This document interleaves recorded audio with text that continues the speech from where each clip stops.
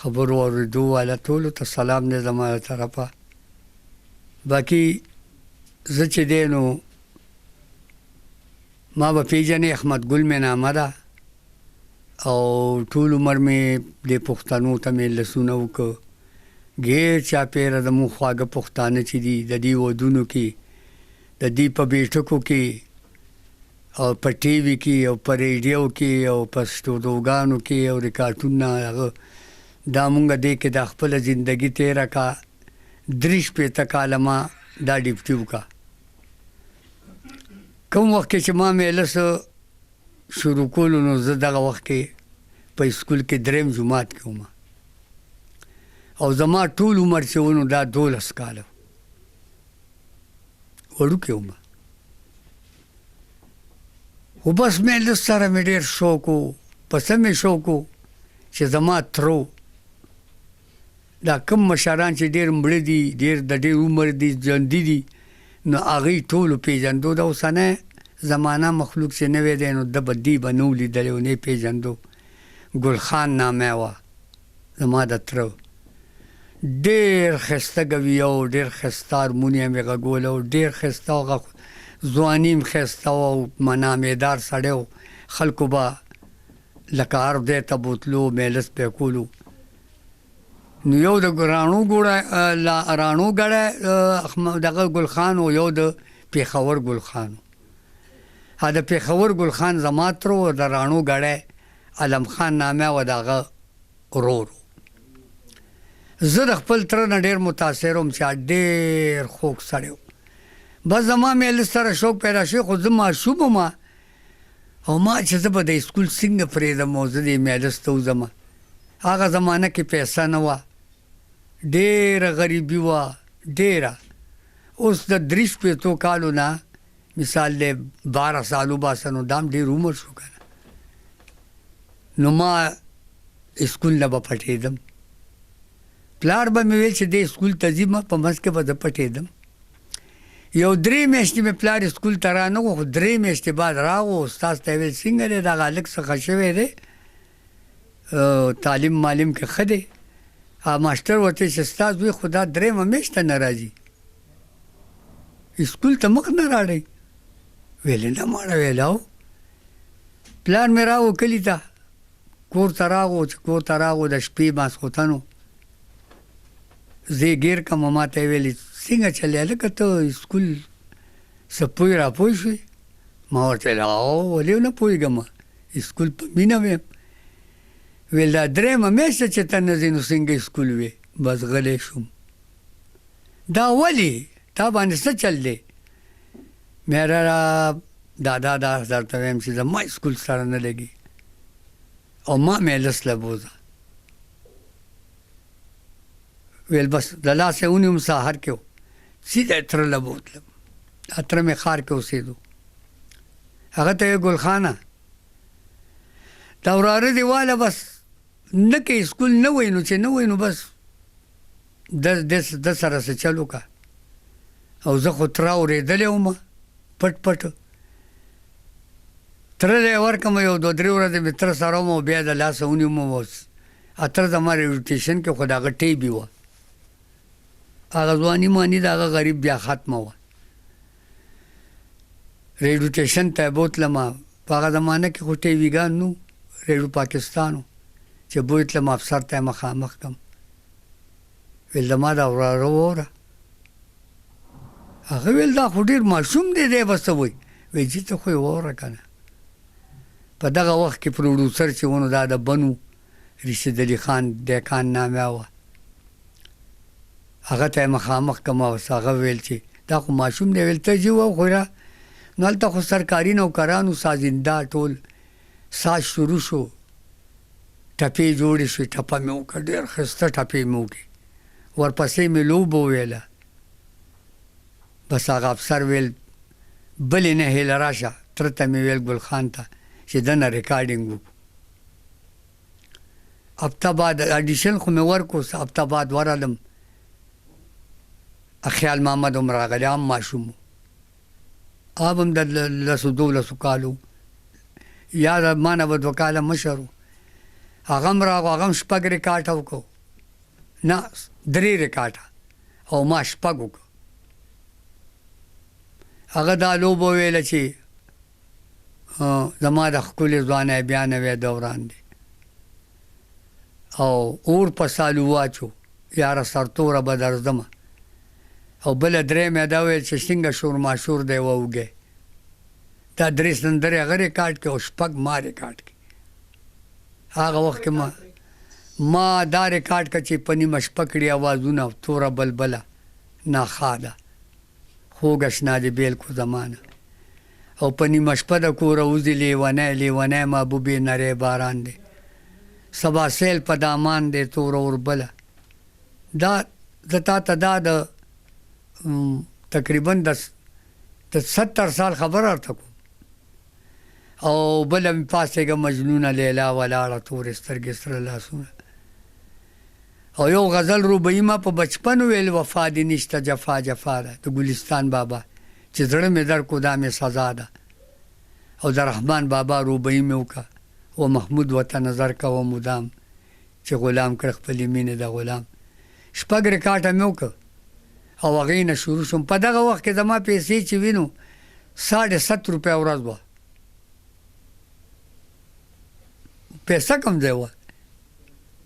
نو 2 ورځې به یو ورځ به زما زیري وه، ریاسل به مو کو، طرزونه به ټیک شو، او په بل ورځ به ریکارډینګونو ما به 15 روپۍ واخېستې، 7.5 او 7.5.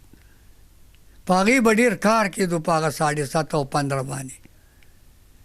هغې نه بعد پکې لوغړېدو 20 روپۍ شوې، 20 نه 25 شوې، 25 نه 35 شوې. دغه سلسله روانه تر دې دمه پورې رسېدو او وختونه دې تېر شو. دومره زمانه تېره شوه منځ کې.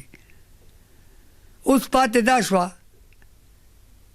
چې بیا خدای پاک مهربانه شو، نامه لږه ډېره جوړه شوه، خو الله دې وبخي احمد خان را پیدا شو، الله دې وبخي. هغه سره شوم، ویل ما سره به ګرځي. وخت تېرېدو دې کران له راغو چې بیا به خلکو چېرته به څوک راتله، نو ویل بیا ماما خورئ راولئ. امانه لږ مشر و 10 کاله په ماما خورئ مشهور شو. 12 کاله مې هغه سره تېر کړ، یو په ډله کې 12 کاله ډله مې ورسره وکړه. هغې نه بعد هغه نه بیل شوم. چې بیل شومه په دبګرۍ کې مې ډېره ونیوه، دا 2 کټو ډېره مې په 80 روپۍ ونیوه. دا 2 کټو ډېره 8 کټه پکې راځي او په 80 مې ونیوه. وخت تېرېدو غریبي وه، یو 2 کټه مې پکې واچول، مې بیا به ګورو، پیسې نه وې که نه. هغې نه روره ډله مې جوړه کړه، وروره بس احمد ګل او احمد ګل او احمد ګل او احمد ګل. الله تعالی غریبي و، خدای پاک یو وسیله روانوله، یو رزق. خدای پاک په دغه وخت کې مې پلار مړ شو، غریبي و ډېره.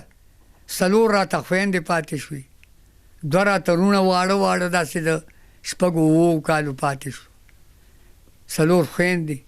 او دغه وخت کې زما 15 بال بچو بیا واده مې کړی و. نو 15 او 6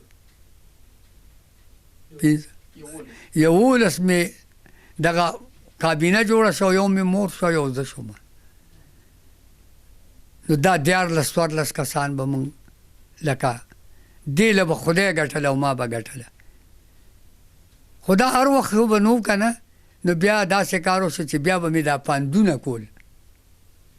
دروغ زه هېڅ چریم نه ویم، پاندونه به مې کول، هوا به مې په خره اچول، هوا به مې په لاورای دروازه کې خرڅول.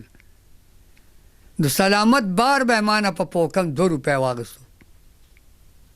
هغه پوکم 2 کې به ما د کور سودا م راوړه، او دا پی او دا ګوړ او چیني او دا ګزاره به کېده. بیا به مې باجري چڼوله په خوړ کې، سخت کارونه مې کړي دي. بیا به مې په سړک باندې روړه کاڼي به مې ماتول، پوکم 2 روپۍ ورځ. لکه ډېرې سختې مې تېرې کړي دي. هغې نه بعد چې زه کله احمد خان سره شوم، احمد خان نه بیا راغم، ډېره مې ونیوه، خدای مې یو ګاډی روان کړو، احمد ګل او احمد ګل او احمد ګل او احمد ګل، بیړۍ روانه شوه. بل د مور دعا به وایي بچیا خدای دې هر ځای کې مخرونه لره، خدای دې د مخې رڼا کا. لکه مور به ما ته ډېره دعا کوله که نه. هغه غرونه مې کسب ته کېنولو او کسبونه مې ورباندې یاد که، خپلو بچو باندې مې یاد که، لوی شو، وروڼو له مې ودونه وکړه، خویندې مې واده کړې یوازې په یو ځان، بچي مې واده که، الله تعالی راله 7 زامن راکړه. یو زوی مړ شو او 6 ژوندي وو، 2 لوڼه، دا 8 بال بچ واده شو. اورې اوس زما هغه مشره لور مړه شوه، یو 3 کاله شو، او دا اوس سره 1.5 کاله شو، یو واده کړی زوی مې مړ شو، د هغه پاتې شو، 6 بال بچ د هغه پاتې شو، هم ما ته را په غاړه شو. زه راته څه وایم چې ډېرې په دې ژوند کې مې ډېرې حادثې تېرې کړي دي او ډېر سختیا مې تېره کړې ده، په یوازې ځان مې هر څه کړي دي. اوس راکې خدای پاک داسې کار وکړو چې یو زوی پیدا شو، نامېدار، ښکلې ګانه کوي، ستاسو د علاقې ته به راځي، پېژنئ به، بادرزیب نامه ده، سوریله سړی دی، ښکلې هارمونیم غږوي، ښکلې چلته پورته هارمونیم غږوي او ګانه هم ښکلې کوي. او د ښو شاعرانو امید بابا، امزا بابا، رحمان بابا، خوشحال بابا، عظیم بابا، لکه دا اوچتو شاعرانو ګانه کوي او ډېر ښکلې ګانه کوي. نو بس مې زه داسې یمه نو بیا ما باندې داسې الله فضل وکړو چې ما به ژړل ډېر زیاته، ما به هم ژړل، ښځې به مې هم ژړل چې خدایه حاجیان راشي مونږ وله ورشو، خدایه مونږ هم دې مونږ ته خو هم دغه دیدار وښې، قسم دې ژړل به مې پوره 15 کاله مونږ ژړلي دي دغه ځای پسې، دا د الله درګاه او دا د حضور علیه السلام زیارت. الله تعالی داسې مهربانه شو چې یو شپه پروت یم، جمع دی پړستن کې، او داسې لسونه خبره اورېدلې ډېر ناوخته د جمعې خو 10 بجې بیا نیمه شپه چې کرنګ ټیلیفون راغو موبایل باندې، مال الو، هغې م ویل او مال څوک یې؟ زنانه وه. او اوس دا ما ته والله که پته شته چې دا خالي مې لیدلې ده، نور مونږ ته درګاه نه ده ښولې، د دې چارسدې وه، یو بختوره ښځه وه، د نسانه څو مور وه. ویل ما ته ته ځان وښایه بیا به درته زه ځان ښیمه. مې چې زه خو احمد ګل یم. ویل کوم احمد ګل؟ مې کراکول والا، دا زما میل پہچان دی. ویل تا پسې ګرځم. مال والله چې څه غلطي ده نه شوې که څه بلا ده چې ما پسې ګرځم. خیر خو دی؟ ویل نه هېڅ غلطي ده نه شوې، او تا زه ځکه لټوم چې زه لاړم رزړو ته، هغه بل احمد ګل ثاني مو وکتو، خو مړ دی، هغه کور ته لاړم او ویل راته چې وویل چې بل ژوندی دی د پېښور، نو تا پسې ګرځم ته عمرې له بوزم ځي. خدای پاک جړا باندې څه کوي؟ مال عمرې له ځم خو یوازې نه ځم. ویل څنګه؟ مال زموږ 2 کسان یو، ښځه مې هم د وځم او مال هر وخت جاړو. ویل دواړه ځئ. پېښور کې به ما سره کم ځای میلاو شي؟ ما زما یو دوست دی کلینیک والا دی، دوایانو دوکان یې د هسپتال خولې سره، اول ته راشه زمونږ خپله خورې. ویل زما ضرور زما بچی یم، زه ډېر مشره ښځه یم. مر خان ورسره میلاو شوم او 2 لکه روپۍ راکړې.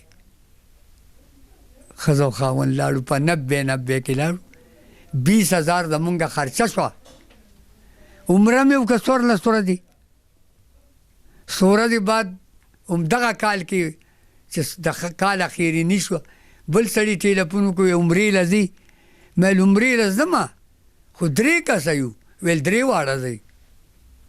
ګوره دا د خدای دا مهرباني وګوره 3 کسه لاړو عمره مو کړ 22 ورځې مې تېرې کړې نو چې دا عمره ما کړې که نه نو زه تا ته څه ماله والله که خوند را کوي میله سره د خوند نه را کوي ولې چې بس ګیره به مې تورول اوس هغه ګیره مې سپینه کا او مایل بس او دا مې ویل چې یا الله دغلته مې غواړه او دغلته مې مړم که بس دا سوال کوم چې خدای دلته مې ورسې دلته رانه روح واله دې خوا مې بیا مه را پرېږده 2 ځل لاړم مړ نه شوم نو خو دا په 3م ځل دې سړي مړ کړمه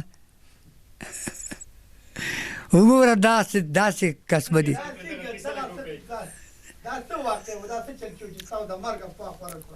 دا داسې کار و چې ما نه مخکې ټوله دنیا پېژني شهنشاه ګانه کوله هغه راووتو راغو دې تبلیغ ته راووتو ناتخوان شو ډېره ښه زندګي روانه شوه ولې هم ښه زندګي وه خو وروسته یې ډېره ښه زندګي شوه 4 څوک را پاسېدو هغه یې مړ کړو ویل شهنشاه مړ دی هغه غریب بیا په میډیا باندې خبرې وکړي په ټي وي باندې دغه چې یاره زه ژوندی یم مړ خو نه یم او چا ویلي دي بس خدای پوه شه او دی پوه شه چې ډز ورپسې زما لمبه شو په کلي کې ناست وم او یو سړي راته موبایل دغه کو ویل دا وګوره څوک دی والله دی ویلي چې احمد ګل کاکا پسې دعا کوئ هغه مړ شو وی شا به دلته ودرېږه یو څو خبرې وکړه هغه پهله مې هغه سره خبرې وکړې هغه شو که دغه موبایل باندې او چې ډز د هر طرفه ټېپل دی لپونونه شو د شپې مو د ورځې مو کاکا ته او وخه شکر دی چې ژوندی دلته دا خو ټوله دنیا خبر ده مال بس خیر دی بس چې چا به ټېلیفون کولو جواب به مې ورکول چې چا به یاره نو زه ورته یم چې شپه تېرېده ورځ تېرېده نو 100 ټېلیفونونه خو به ما ته زیات شوي هغه خلکو چې په چا ګران یم او په چا زما اواز خوښ دی او چا سره قدر دی زمونږ پښتنو کې شکر الحمدلله زما ډېر زیات قدر دی که پولیس دی او که ولس دی ټول مې خاطر کوي زما کشران چې په لاره روان یو پولیس یې ودرې وایي د احمد ګل نسي یو د احمد ګل ریرونه یو د احمد ګل خورینه یو کوم هغه ټي وي کې ښه ځئ ځئ بچی ځئ دومره عزت ډېر دی نو هغه جي بیا ما ته د باچا خان مرکز نه ټېلیفون وشو فطرت بنیری نامه ده هغه وویل چې کاکا ته راشه ما چې ښه ده بس زه لاړم چې لاړم یو څو خبرې مې انټرویو باندې وکړې په دغه باندې ریکارډینګ باندې او دا سړی هغه ما ته ویل چې سړی راته ښیم خو مخامخ دې نه ورولم صرف چې چا کړي دي دا مونږ پېژنو او ته به یو 12 ورځې بعد به راځې بیا به هغه سره ملاویږو نو زما خیال زما به 8مه ورځ وي لا 12 ورځې نه دي پوره نو دا به هغه له زه ورځم او باچا خان مرکز ته هوا به مې بوځي دغه کیسه وشوه بیا چې مې کته کلي ته مشرق ټي وي والا راغه وزره کې مې ورته کټونه واچول بالښتونه مې ورته کېښو چای مې وله وویل هر څه بیا هغې را باندې یو څو خبرې وکړې مشرق ټي وي والا نو خبره لکه ځای ته حد ته ورسېده اوس هم داسې خلک به چا به نی خبر بهر ملکونو کې خو داسې خلک دي چا په روزګار دي روزګارېږي نه او بس دغه را باندې تېره شوه دا حادثه دا دوی چې پښتو موسیقۍ کې خو د هغه زمانه چې کله پاکستان او هندوستان دا بنګلادیش یو ملک و دا هغه دور د پښتو دا شاعران هم ګلوکار هم جو دا غزلې وایي تاسو ته کوم یو ډېر زیات خوښ دی چې په هر معیار ته ورته ډېر برابر ښکاري زما چې کوم خوښ و که نه بېدبي دي ما پې هغه خاورو لاندې دي د هغې هغه کیکوړې غږېږي سبزعلي خان مظفر موبین صحبت استاذ دنګ مولا نور محمد نامه وه اشم خان ګل رحمان انځر بابا دا خلک مخکې تېر شوي دي او موږ ماشومانو او دی بګانه کوله خو خدای والا اوازونه ورکړي ګران خو په ما دغه خلک ډېر وو هغې نه وروسته بیا د پښتو د پښتنو مجلسي چې و د پښتنو نو دا بیا احمد خان و احمد خان ښه مجلس کول پاتې شو اوس زمانه کې د چا اوازونه نشته نو درته څوک وښیم چې زما خوښ دی صرف او صرف خیال محمد هم په خپل ځای باندې ښکلی ګانې والو زما کلاس پیلو ښه ګانه یې کړې غزل چې راویستی نو خیال محمد راویستی غزل چاله نه ورتلو ټپي او چاربیت او بدلې او لوبې به وي په دې کې زما خوښ چې دی که نه یقیني درته یم زما کرن خان خوښ دی زما فیاض خشکي خوښ دی دا سوریله دي مونږ خو هغه سړی خوښو چې هغه سور کې وي که نه بې سوره خو نه خوښو اوس دا دوی چې هغه زمانه کې او دې زمانه کې موسیقۍ څه سره فرق دی موږ چې وینو اوس خو ډېر زیات اوزار برالي دا کوم چې انسټرومنټ ورته وایي دا تاسو هغه زمانه کې به یو باجه وه او یو به شپېلې وه یو به ټوکړی وه اوس خو چې دا موږ په ټي وي یا په دغه ګورو نو داسې یو غټ سټیج او دوی سره بل خاص څیزونه وي د کمپیوټر زمانه راغله ګوره اوسنی دور خپل دور به د دې به فکر صاحب هغه و کلچر د پښتنو کلچر و ثقافت و کلتور و د پښتنو یو دو باجي یو رباب په هغه زمانه کې نو رباب په و خوا به د زیارتونو کې ملنګانو غږولو په میدان کې به نو چېرته به وزر کې ټنګ ټکور و بس ستار به و منګې به و رباب به په دغه وخت کې زمونږ په وخت کې د مشرانو دو به باجي وي یو به کلانټ و اتور او یو به طبله وه میلس به او هغې به مزم کول هغې کې مستي وه هغه دا پښتانه به پرې مستېده او تمبل به او منګې به و ستار به د دې خوند و اوس هم ستار چې غږېږي مزه کوي منګې چې غږېږي مزه کوي تمبل چې غږېږي مزه کوي طبله چې غږېږي مزه کوي اوس چې دی نو د بجلی سیسټم شو یقیني درته یم چې نه خوند شته نه رنګ شته چې موږ له خوند نه راکوي نو پښتنو له به څه خوند ورکړي ښه زمونږ به باجې غاړه کې هم به ولاړو په میدان کې به بغیر میکه مجلسو تاویدو وه اواز به 4-5 کیلومیټره لرې تلو دا شی چې و دا میکونه و دا د پنجابیانو کار و هغه شی راغو زموږ پښتنو ته نه مزه شته او نه خوند شته او نه د چا اوازونه شته شته چاته اوازونه تاسو اورئ چې شته نه بس دا میکې لړکۍ خلکو ته کمپیوټر دی دوران دی ریکارډینګ وکړي که ویسور آواز یې هغه یې وله ټیک کړي اوس راته د رنځ خو څه ووایي اخره کې زه څه ویم درته 15 شپېته کاله تاسو د فن خدمت وکړو د پښتنو خدمت هم وکړو آیا پښتنو تاسو له هغې صله برابر درکړې دي نه مطمئنه یې نو پښتنو خوښ کړي یو میدان کې مجلس کړی دی وادم تیر کړی خو هغې نه بعد خو بیا موږ سره چا کومک نه دی کړی چا مرسته نه ده کړې ولې چې دا پښتانه اوس موږ ویني چې دا خلک خو والله زاړه شو سپینګیري شو کم طاقته شو نو مولا له خلک چانده غونډوي که نه نو موږ له نشي غونډولی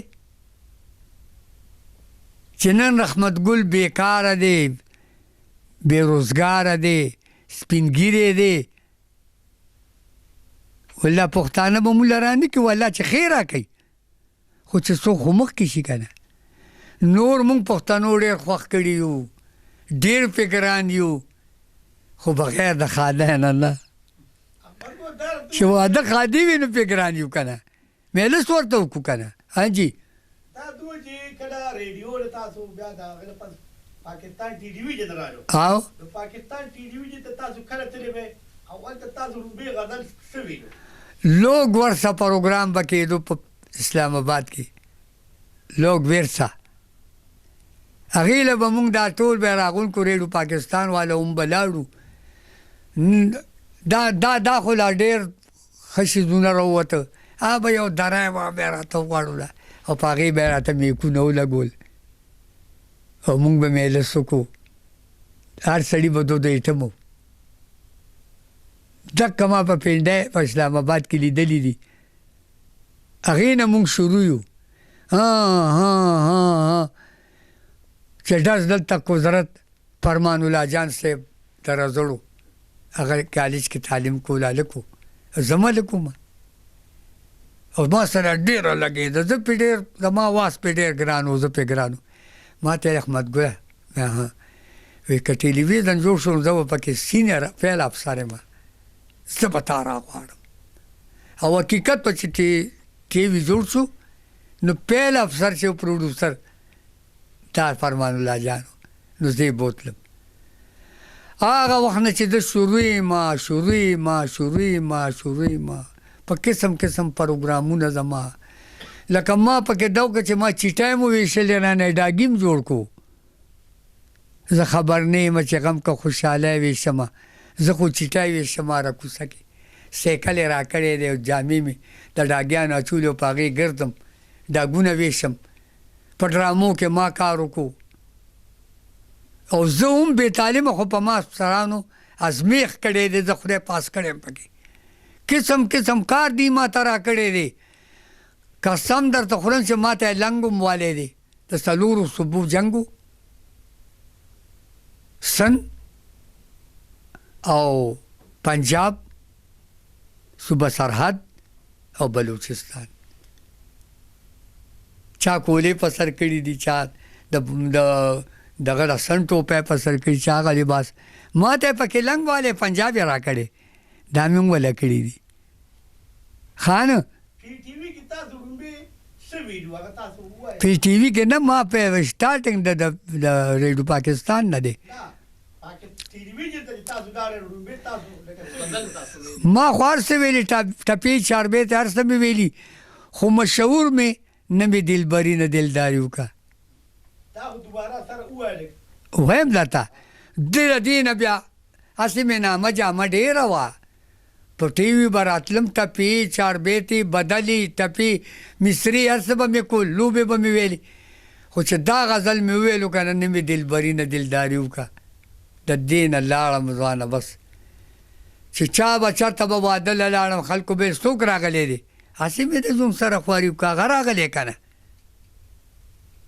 دوی مې ورپسې بل غزل وویلو چې طلب کړم صنم چم پچم نون مې ګریوان دی ساسې مې نم بیا به چې چېرته هلکان مېلس له راتله تیاره به وه زه به بار ته وتم ویل بیا څوک راغلی دی ویل چم پچم راغلی لکه دومره اندازې ته خان اونګه ورسېدو